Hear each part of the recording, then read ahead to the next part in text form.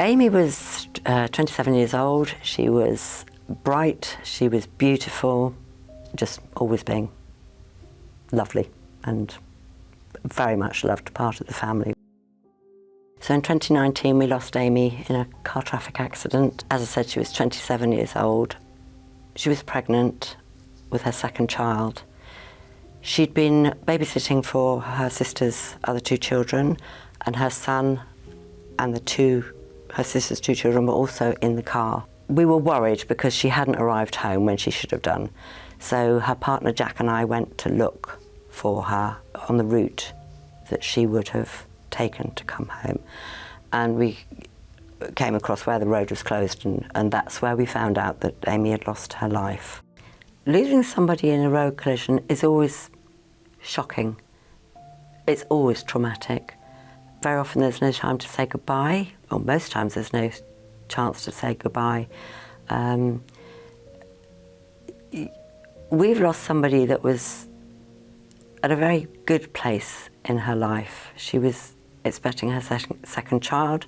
She was happy, she was content. And to have that taken away so suddenly and so violently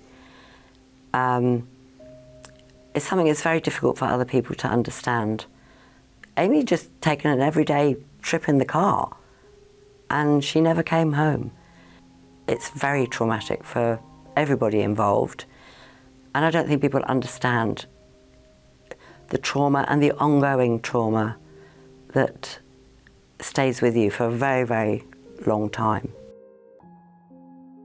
The Road Death Memorial Service takes place on the third Sunday of November every year. The service is a chance for people of all walks of life, all faith, to come together under one roof with this specific intention of remembering and thinking about the person that they have lost and their loved ones and their families. And also to reflect on the work of the emergency services, the police, and everybody that helped us get through that. This is the one time of year that we all do get together as a family, just to remember Amy and to maybe say goodbye again, because, you know, we didn't get to say goodbye to Amy, and it's a safe space.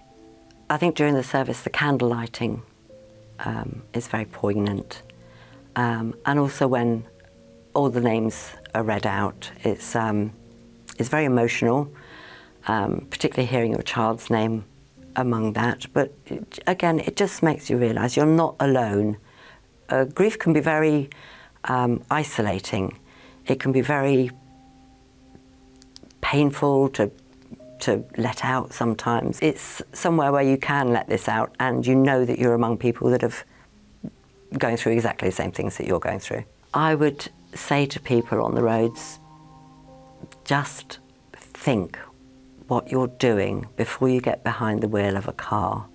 It's not a toy, it's a responsibility, and you have a responsibility to everybody else on the roads. So think what you're doing before you get behind the wheel. This is our 20th year holding the Road Death Memorial Service. It's a solemn gathering where we honour the lives of those lost on our roads. It's a moment to reflect and stand in solidarity with families and communities affected by road tragedies across the world. We hold this service to acknowledge the deep pain of loss, to support those grieving, and to renew our commitment to making roads safer. It's not just about remembrance, it's about promoting our responsibility to prevent future deaths. In 2024, 1,633 people were killed. This is not just a number. These are families grieving, and every single one mattered. This is a tragedy that could have been prevented, whether through safer driving, better infrastructure, or simply looking out for one another. We all have a role to play. I urge all drivers, slow down, take extra care, wear your seatbelt, don't use your mobile phone whilst driving, and never ever drive under the influence of drink or drugs. One reckless decision can ruin the lives of many. Through enforcement, our officers are saving lives every day.